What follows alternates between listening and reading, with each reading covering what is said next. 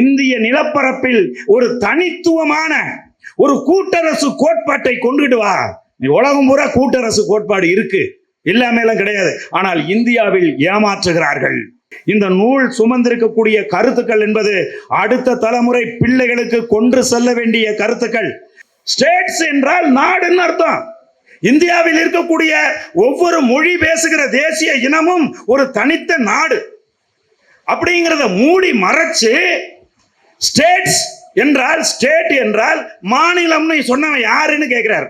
தமிழ்நாட்டை தமிழன் தாண்டா ஆளணும் அப்படின்னு சொல்லக்கூடிய ஒரு இழிவான நிலை ஏண்டா இருக்குன்னு எங்க ஐயா மணியரசன் ஐயா கேட்கிறாங்க.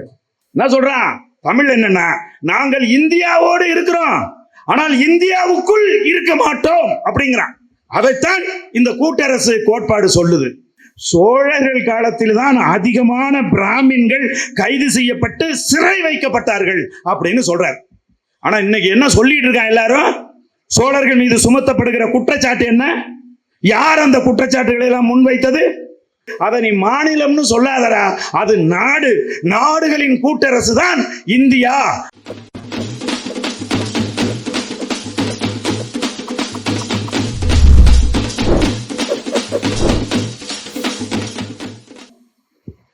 இந்தியாவை முழு கூட்டரசு ஆக்குக நூலின் திறனாய்வுரையை வழங்க வருகிறார் நாம் தமிழர் கட்சியின் மாநில ஒருங்கிணைப்பாளர், தமிழ் திரைப்பட இயக்குனர் அண்ணன் களஞ்சியம் அவர்கள். இந்தியாவை முழு கூட்டரசாக்குக,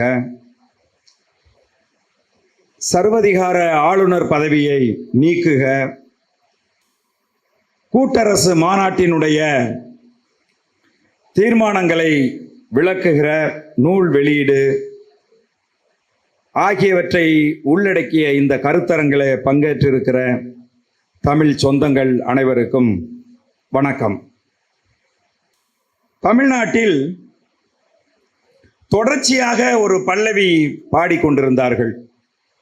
அது என்ன பல்லவினா, மாநில சுயாட்சி என்கிற பல்லவி. இதுதான் உயிர் மூச்சு. இதற்காகத்தான் நாங்கள் அரசியலுக்கு வந்திருக்கிறோம் என்பது போன்ற அந்த பல்லவியை ஒரு கட்டத்தில் இந்த திராவிட கட்சிகள் கைவிட்டு விட்டன.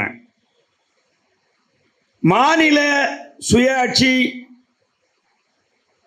மாநில தன்னாட்சி என்றெல்லாம் வெவ்வேறு பெயர்களிலே தொடர்ச்சியாக தமிழகத்தில் மட்டுமல்ல இந்தியா முழுவதிலுமே முழக்கங்கள் முன்வைக்கப்பட்டு கொண்டிருக்கின்றன. இந்த சூழலில் தான் தமிழ் தேசிய பேரியக்கம் கூட்டரசு கோட்பாடு என்கிற ஒரு கோட்பாட்டை இந்திய நிலப்பரப்பில் முதலாக முன்வைத்தது. அது எங்க முன் வச்சதுன்னு கேட்டீங்கன்னா, தஞ்சையில் முன்வைத்து ஒரு கூட்டரசு கோட்பாட்டு மாநாட்டை நடத்தினார்கள். அந்த மாநாட்டில் கிட்டத்தட்ட ஒரு 17 தீர்மானங்கள் நிறைவேற்றப்பட்டன. அந்த தீர்மானங்கள் எல்லாமே இன்றைக்கு இந்த நவீன இந்தியாவை, இந்தியா என்கிற இந்த நிலப்பரப்பில் இருக்கக்கூடிய நாடுகளை வடிவமைப்பதில் பெரும் பங்காற்றுகிற தீர்மானங்களாக அந்த தீர்மானங்கள் இருக்கிறது. அந்த தீர்மானங்களை அடுத்து அந்த மாநாட்டிலே பேசிய மிக முக்கியமான உரைகள், அந்த மாநாட்டில் பேசப்பட்ட அத்தனை உரைகளுமே மிக முக்கியமான உரைகள், அனைவருமே தெரிந்து கொள்ளக்கூடிய நுட்பமான உரைகள். இதுகாரும் திராவிட அரசியல் சக்திகள் எதெல்லாம் இங்கே முன்வைத்து பேசினார்களோ அவற்றையெல்லாம் பின்னுக்கு தள்ளி ஒரு புதிய போக்கை, ஒரு புதிய திசை வழியை காட்டுகிற ஒரு உரையாக அந்த மாநாட்டிலே பேசப்பட்ட உரைகள் அமைந்தன. அதை அடுத்து அங்கு நிகழ்ந்த கவிதைகள். ஆக இந்த இந்தியாவை முழு கூட்டரசாக்குக என்கிற இந்த நூலில் அந்த மாநாட்டில் போடப்பட்டிருக்கக்கூடிய தீர்மானங்கள் அந்த மாநாட்டு உரைகள், அந்த மாநாட்டில் இடம்பெற்ற கவிதைகள், இவை எல்லாம் உள்ளடக்கித்தான் இந்த நூல் கொண்டு வரப்பட்டிருக்கிறது. இந்த நூலில் குறிப்பாக ஐயா மணியரசன் அவர்களினுடைய உரை, ஐயா கி வெங்கட்ராமன் அவர்களுடைய உரை, அண்ணன் செந்தமிழன் சீமான் அவர்களுடைய உரை, தம்பி மன்னர் மன்னன் அவர்களினுடைய உரை, இதெல்லாம் ஒரு ஆகச் சிறந்த வெவ்வேறு கோணங்களில் மிக அழகாக பதிவு செய்யப்பட்டிருக்கு. இதை ஒரு மேடையில் பேசிவிட முடியாது.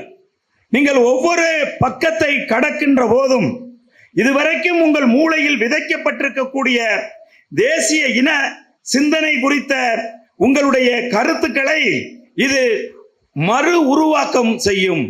வேறொரு கோணத்தில் உங்களை சிந்திக்க வைக்கிற சிந்தனையாக ஒவ்வொரு பக்கத்தை கடக்கிற போதும் இருக்கும். இதுல ஐயா கி வெங்கட்ராமன் அவர்கள் சொல்றாங்க, இந்தியா ஒன்றும் தமிழ்நாட்டை விட மூத்தது கிடையாது. தமிழ்நாடு என்பதுதான் முந்தியது, மூத்தது. இந்தியா பின்னாடி பிறந்தது அப்படின்னு சொல்றாங்க. அதுக்கு நம்ம இதுக்கு முன்னாடி எத்தனையோ இலக்கிய தரவுகள் எல்லாம் நம்ம படிச்சிருக்கிறோம். தமிழ்நாடு என்பது இங்க பரிபாடல்ல இருந்து சங்க இலக்கிய நூல்களில் எல்லாம் தமிழ்நாடு என்று இருக்கு அப்படின்னு நம்ம படிச்சிருக்கோம். ஆனால் இந்த கோணம் இருக்கு பாருங்க, இந்த கோணம், அதாவது இந்தியாங்கிறது பின்னாடி உள்ளது அப்படிங்கிற இந்த கோணம் இப்ப உருவாக்கப்பட்டதுடா இந்தியா. ஆனால் தமிழ்நாடு என்பது ஆண்டாண்டு காலமாக அந்த காலத்திலிருந்து தொடர்ச்சியா இருந்து கொண்டிருக்கிறது என்கிற கருத்து நமக்கு அந்த இதுவரைக்கும் நம்ம பார்த்த கோணத்திலிருந்து ஒரு மாறுபட்ட கோணமா இருக்கு. ஐயா சொல்றாரு, ஒருத்தர் ஒரு விவாதத்துல கலந்துக்கும் போது ஐயா வெங்கட்ராமன் ஐயாட்ட சொல்லியிருக்காரு, அது என்னன்னா, எனக்கு உங்கள் மீது எனக்கு பயம் கிடையாது, ஆனால் நீங்க பேசுறீங்க பாருங்க ஒரு மொழி, ஒரு தமிழ் மொழி, அதன் மீது எனக்கு அச்சமாக இருக்கிறது. ஏனென்றால் அது பேராற்றல் மிக்க ஆயுதமாக அச்சுறுத்துகிறது எங்களை என்று தமிழ் மொழியை பார்த்து அவர் சொல்லியிருக்கார்.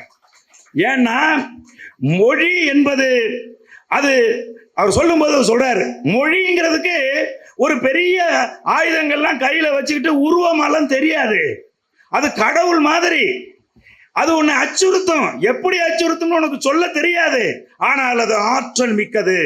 ஒரு மொழிதான் ஒரு தேசிய இனத்தை, ஒரு தேசிய இனத்தின் தாயகத்தை உருவாக்குது. அதனால மொழியை பார்த்து இவர்கள் எல்லாம் பயப்படுறாங்க அப்படிங்கிற விஷயத்தை பதிவு செய்யறாங்க. அதே மாதிரி இந்த ஒரே நாடு இப்ப என்ன அப்படின்னா, இந்தியா அப்படிங்கிறது ஐயா நம்ம மணியரசன் ஐயா தன்னுடைய அந்த உரை ரொம்ப அடர்த்தியான உரை, அந்த உரை என்பது ரொம்ப அடர்த்தியான உரை, ஆனால் ஒரு எளிமையான உரை. அந்த உரையில அவங்க சொல்றது என்ன அப்படின்னு கேட்டீங்கன்னா, இவர்கள் ரொம்ப எளிமையா அந்த காலத்துல அரசியலமைப்பு சட்டம் வகுக்கப்பட்ட காலத்துல இருந்து இந்த ஒரே நாடு ஒரே மொழி அப்படிங்கிற இந்த கருத்து, இந்த தத்துவம் இருக்கு பாருங்க, இதை நிலைநிறுத்துவதற்குத்தான் அந்த காலத்திலிருந்து முயற்சி பண்ணியிருக்காங்க. அந்த முயற்சியில நேருவுக்கும் அம்பேத்கருக்கும் எந்த வித்தியாசம் கிடையாது.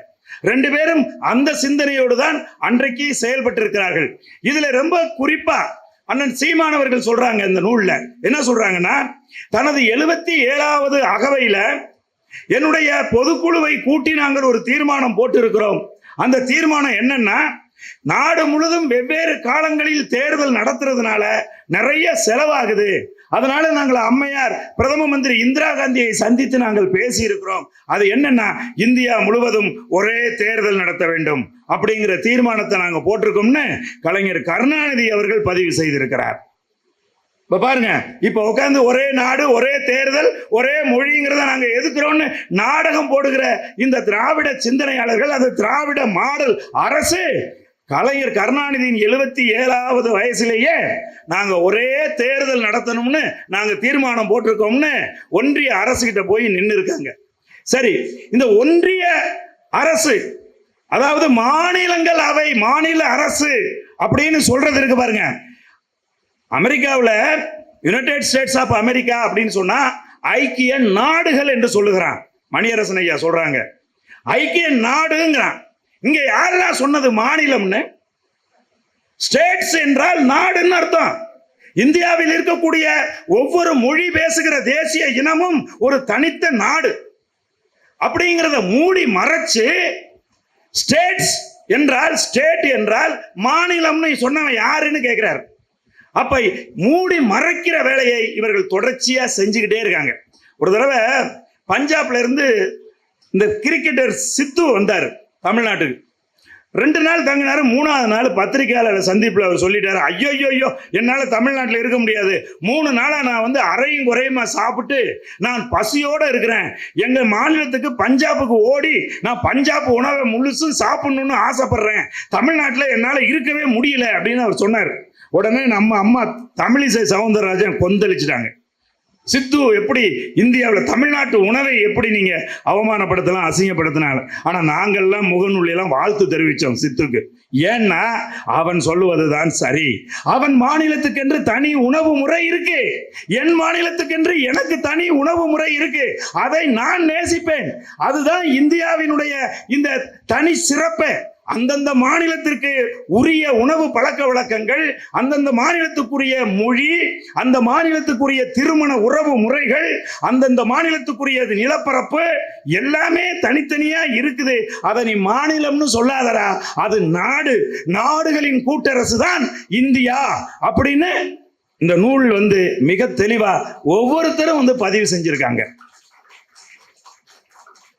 இதுல நான் இப்ப கொஞ்ச நாளைக்கு முன்னாடி, ஒரு சில ஆண்டுகளுக்கு முன்னாடி நாகாலாந்துக்கு போயிருந்தேன். அந்த நாகாலாந்துல தொடர்ச்சியா நாகாலாந்து இந்தியாவோடு சண்டை போட்டுக்கிட்டே இருக்கு. நாகா கூட்டரசு படை அப்படின்னு ஒரு அறிவிக்கப்பட்ட படை, ஒரு 35,000 பேர் உறுப்பினர் கொண்ட படையே வச்சு இந்தியாவினுடைய முப்படைகளை தொடர்ந்து எதிர்த்து போரிட்டுக்கிட்டே இருக்கான். இன்னைக்கு வரைக்கும் போரிடுறான். அப்ப மோடி அரசு வந்த உடனே ஒரு அக்ரிமெண்ட் போட்டான், Indo Naga framework agreement அப்படின்னு ஒரு அக்ரிமெண்ட் போட்டாங்க. அந்த அக்ரிமெண்ட் போடும்போது அங்க ஆளுநராக இருந்தவர் தான் நம்ம மதிப்புக்குரிய ஆளுநர் RN ரவி. RN ரவி அங்க இருக்கும்போது ஒரு ஃப்ராட் வேலையை பண்ணிட்டாரு. அது என்ன செஞ்சாருன்னா, இந்த Indo Naga framework agreement, அந்த அக்ரிமெண்ட்ல நிறைய செய்திகள் சொல்லப்பட்டிருக்கு. அந்த அக்ரிமெண்ட்டை எல்லாம் படிச்சு 2 தரப்பும் ஓகே பண்ணி நாளைக்கு காலையில இந்த நாகாலாந்தினுடைய பிரதிநிதி, அந்த நாகா கூட்டரசு படையினுடைய தலைவராக இருக்கிற ஐசக் முய்வா, இந்த பக்கம் இந்தியாவின் பிரதிநிதியாக அன்றைக்கு இருந்த ராஜ்நாத் சிங், இவங்க 2 பேரும் கையெழுத்து போடணும். அப்ப நம்ம ஐயா RN ரவி என்ன பண்ணிட்டாரு, இந்த அக்ரிமெண்ட் நைட்டோட நைட்டு அதுல இருந்த சரத்துக்களை எல்லாம் மாத்தி வச்சுட்டார். எவ்வளவு பெரிய அயோக்கியத்தனம் இது! நம்பிக்கை துரோகமா இல்லையா? இந்த விஷயம் அந்த நாகா கூட்டரசு படைக்கு தெரிந்த போது உயிர் தப்பி ஓடி வந்துதான் இன்னைக்கு தமிழ்நாட்டில் இருந்துட்டு இருக்காரு இந்த RN ரவி. உண்மையா? சரி, நான் ஏன் இந்த செய்தியை சொல்றேன்னா, அந்த பிரேம்வொர்க் அக்ரிமெண்ட்ல அவன் சொல்றான், we are ready to be with India, not within Indiaங்கிறான். என்ன சொல்றான் தமிழ்? என்னன்னா, நாங்கள் இந்தியாவோடு இருக்கிறோம், ஆனால் இந்தியாவுக்குள் இருக்க மாட்டோம் அப்படிங்கிறான். அதைத்தான் இந்த கூட்டரசு கோட்பாடு சொல்லுது. என்ன சொல்லுது? அத அவன் சொல்றான், we have our own எசாப்போ அப்படிங்கிறான். நாகாலாந்துல எசாப்போன்னா அரசியலமைப்பு சட்டம், எங்களுக்கென்று தனி அரசியலமைப்பு சட்டம் நாங்கள் வைத்திருக்கிறோம், இந்தியாவினுடைய அரசியலமைப்பு சட்டத்துக்கு நாங்கள் கட்டுப்பட மாட்டோம் அப்படின்னு தான் அந்த இண்டோ நாகா பிரேம் ஒர்க் அக்ரிமெண்ட்ல அவன் போட்டிருக்கிறான்.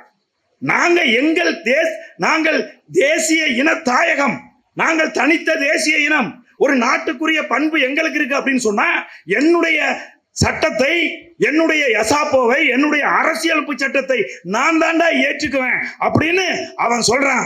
அப்படியான ஒரு கருத்தை தான் இந்த நூலில் எல்லா உரை நிகழ்த்திய அத்தனை பேரும் இந்த நூலில் பதிவு செய்திருக்கிறார்கள். அடுத்தவன் சொல்றான், நான் உன்னோட இருக்கிறேன்னு சொன்னால, அது எதுக்கு தெரியுமா சொன்னா? உன்னோட இருக்கிறேன் அப்படின்னு சொன்னது எதுக்குன்னா, உன்னோட ரயில் போக்குவரத்தை நானும் பயன்படுத்திக்கிறேன், உன்னோட நாணயத்தை நானும் பயன்படுத்திக்கிறேன், உன்னோட விமான போக்குவரத்தோடு நான் ஒத்துக்கிறேன், மீதி எதுலையும் உன்னுடைய வெளியுறவு கொள்கையில கூட நான் ஒத்து போறேன். ஆனா என் மாநிலத்தில் இருக்கக்கூடிய எங்கள் உரிமைகள் இருக்குல்ல, எங்கள் தேசிய இன தாயகத்தினுடைய உரிமைகள் இருக்கு பாரு, அதுல எதிலையும் தலையிடுவதற்கு உன்னை நான் அனுமதிக்க மாட்டேன்.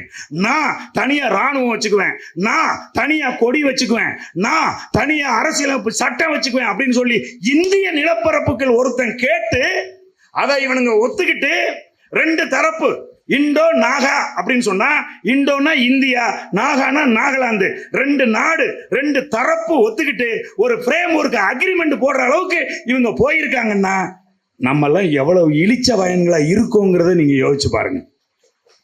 கேட்டா நம்ம இன்னும் வீரம் வாழ உருவனண்டா, நான் சண்டை போட்டேன்டா, நான் அதை பண்ணண்டா, நான் இதை பண்ணண்டா, நீ என்ன வீராப்பு பேசுறான், எத்தனை வீராப்பு பேசுறான், எவ்வளவு பெருசு பெருசா மீசையை முறுக்கிக்கிறான், நான் ஆண்ட பரம்பரை, நான் வீழ்ந்த பரம்பரைன்னு.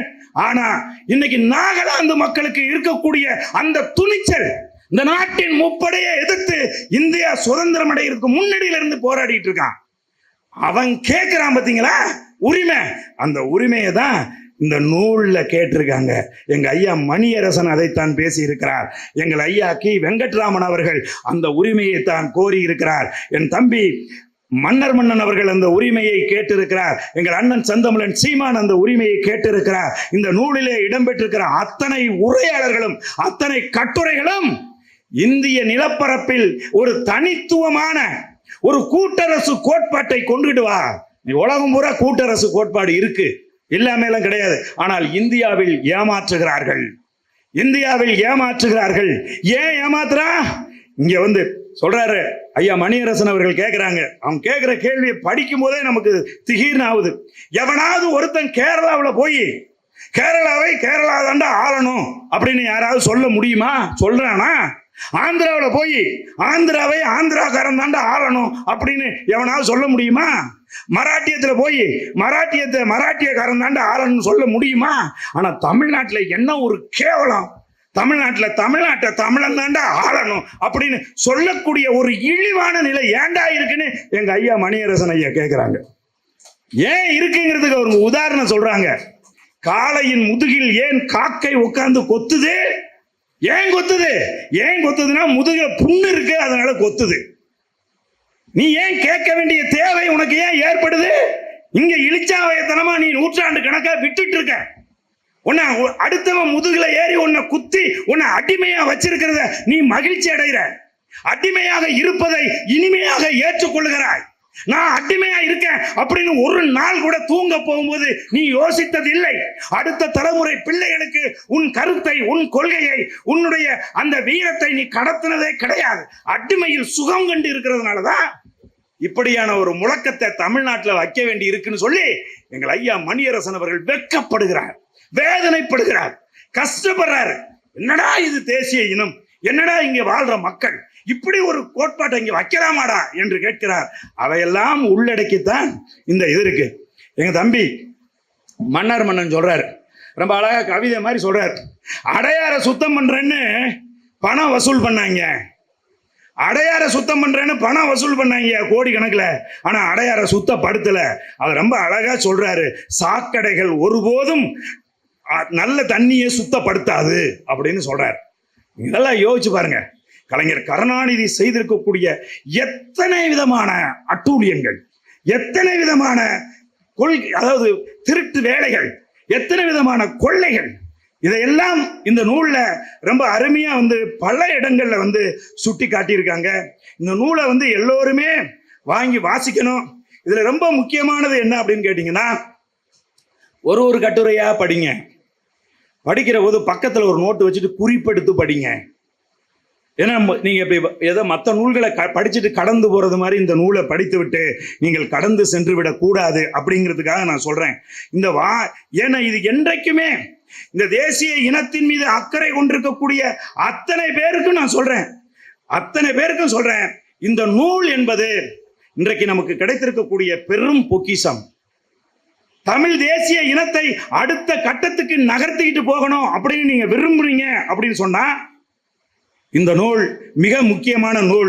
இந்த நூலில் இடம்பெற்றிருக்கக்கூடிய கட்டுரையாளர்கள் எல்லோருமே இன்றைக்கு தமிழ் தேசிய இனத்தினுடைய சிந்தனையை, தமிழ் தேசிய இனத்தினுடைய அடுத்த கட்ட வளர்ச்சி குறித்து கவலைப்படுகிறவர்கள், அடுத்த கட்ட நகர்வு குறித்து சிந்திக்கக்கூடியவர்கள் என்பதை நாம் மறந்துவிடக் கூடாது. குடிசை மாற்று வாரியம்னு வச்சிருக்கான்,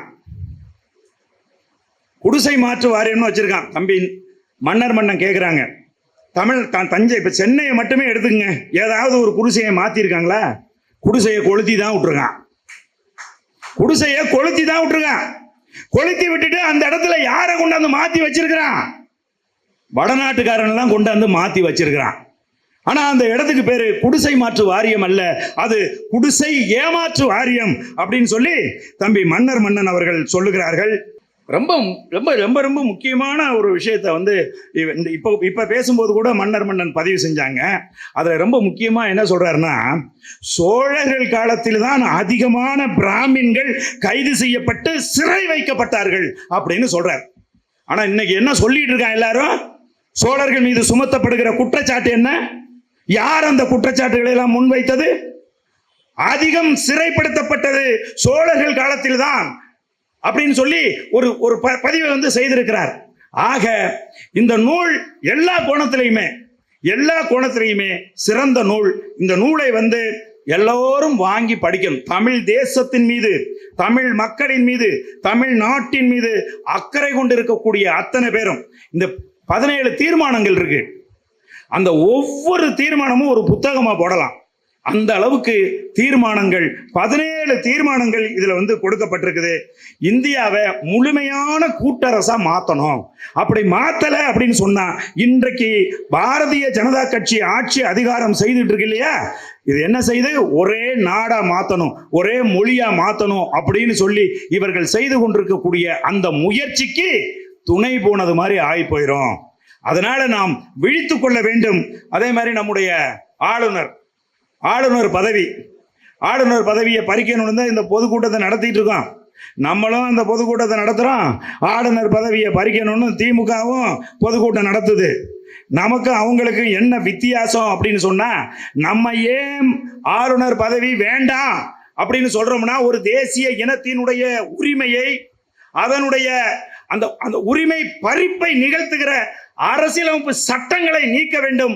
அந்த அடிப்படையில் அந்த தேசிய இனத்தை கட்டுப்படுத்துகிற அந்த ஒன்றிய அரசு கட்டுப்படுத்துது இல்லையா, அதை அடியோடு இல்லாம பண்ணணும் அப்படின்னு சொன்னா இந்த ஆளுநர் பதவி இருக்கக்கூடாது அப்படின்னு ஒரு ஆழமான கருத்தை முன்வைத்து நம்ம வைக்கிறோம். அவங்க எதுக்கு வைக்கிறாங்கன்னா, அவங்களுக்கும் இருக்கிற சண்டை, தனிப்பட்ட மோதல் இருக்கு பாருங்க. அந்த மோதல்ல ஆளுநரை மாத்திரணும், இந்த ஆளுநரை மாத்திட்டா இன்னொரு ஆளுநர் வருவாரு. அது கிடையாது.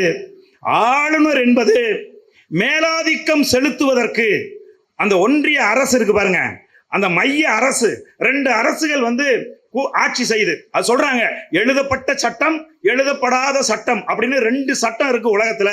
இப்ப இங்கிலாந்துல வந்து பாத்தீங்கன்னா எழுதப்படாத சட்டம் ஆட்சி செய்து, இந்தியாவில் எழுதப்பட்ட சட்டம் ஆட்சி செய்து.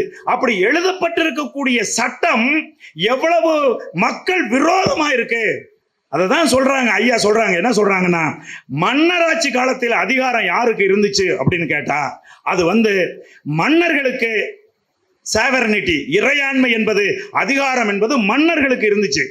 ஆனா மக்களாட்சி, ஜனநாயக ஆட்சி வந்தபோது அந்த அதிகாரத்தை கொடுக்கின்ற அதிகாரம் மக்களுக்கு இருக்கு.